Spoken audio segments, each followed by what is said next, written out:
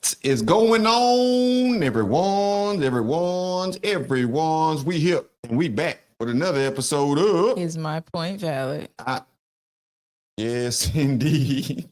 I'm yours truly, Brandon D. And I am Camille A. Stalker. And the topic for today is going to be Tyler Perry's BET Awards speech. So, I find it very ironic how a black person can somehow find a way to pull themselves up by their bootstraps and become a whole billionaire. And instead of giving you the game on how to get there, they get on TV and tell you how oppressed you are, how you can't do nothing, how you can't go nowhere. But for some reason, they found a way. So I'm beginning to think that these millionaires and billionaires don't really want you to be where they at.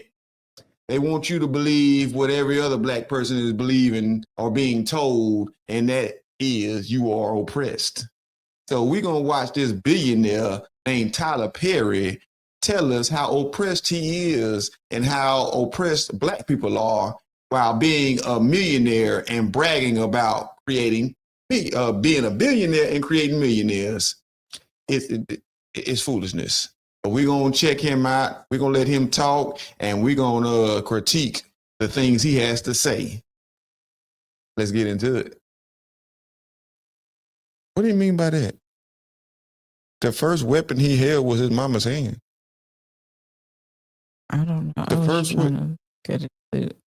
first weapon I held was a knife. Brandon!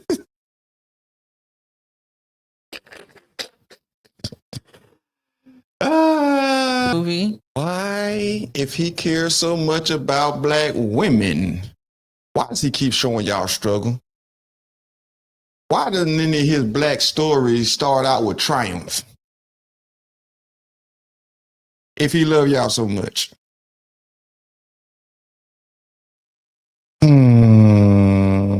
Tyler. Mr. Perry.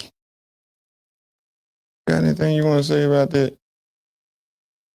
I got the point, right? It was a motivational speech. I got the point.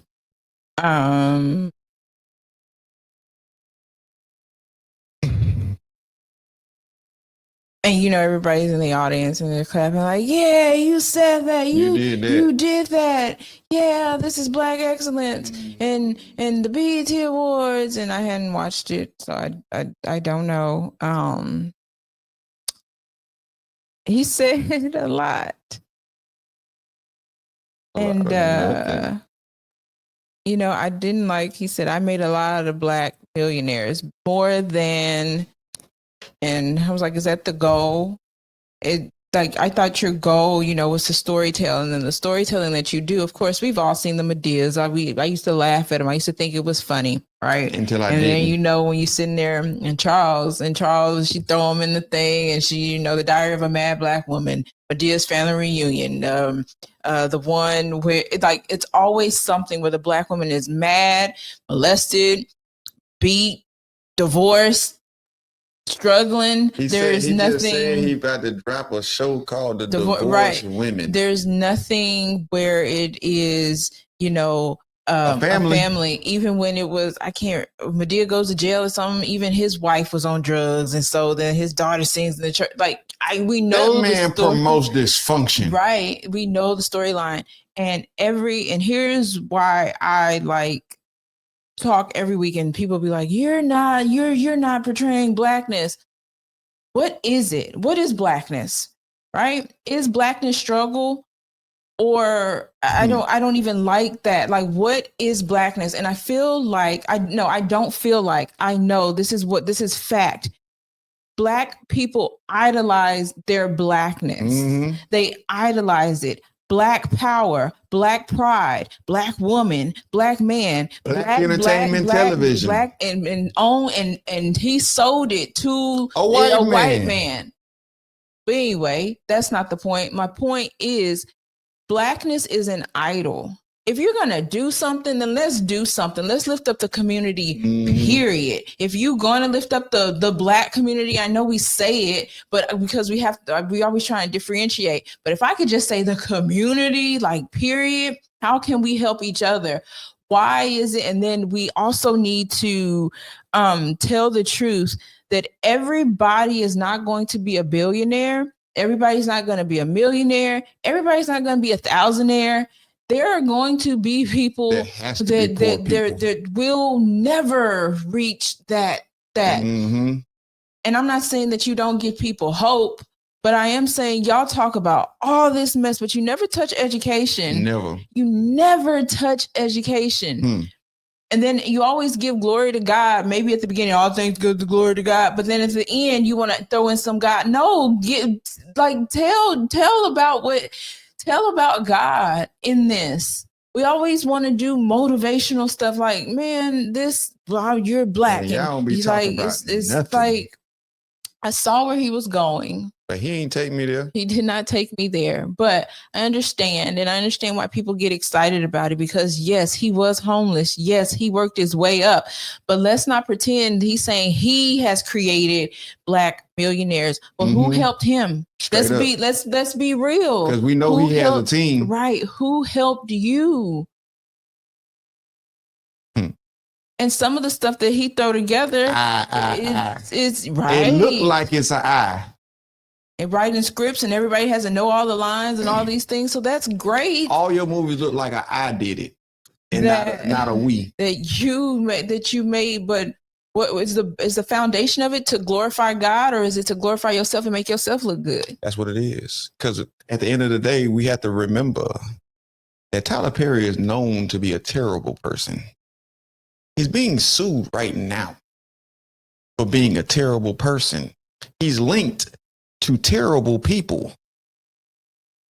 So let's just keep that in mind when he up there talking that motivational talk. And majority of those people in the audience are terrible people.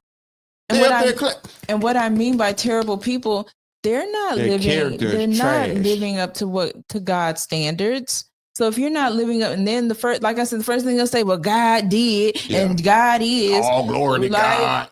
No, that's not. No, if you rapping about booty shaking and how you blah, ain't blah, no blah, glory to God. No glory to God. If you in movies where you nude and all this ain't stuff, that's not glorifying God. So no, I can't hop on the bandwagon. No.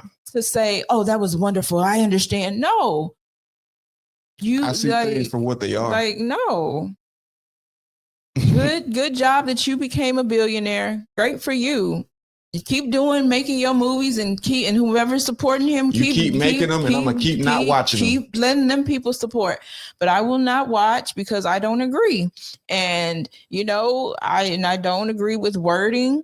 And then another interesting thing is he said Black women, but when he said he was walking on the beach, your son is watching you. Your son isn't watching. Ain't watching no Black woman. Right. So. But you acting like a Black woman out here.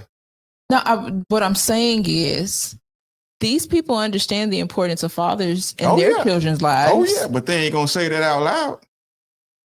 But they want to glorify Black women. But what is portrayed to you, and I can't put myself in that, because what is portrayed to you, single Black mamas. But he's saying, hey, my son is in my life. I'm taking care of my son. He ain't letting the mama do it. And maybe I'm digging a little too deep. But. Or maybe we just seeing things for what they are. But. I'm just saying, I mean, I want to be fair. Like, I want to be. But I don't see it. I ain't got nothing against the man, but I do have something against when you I'm like, wait.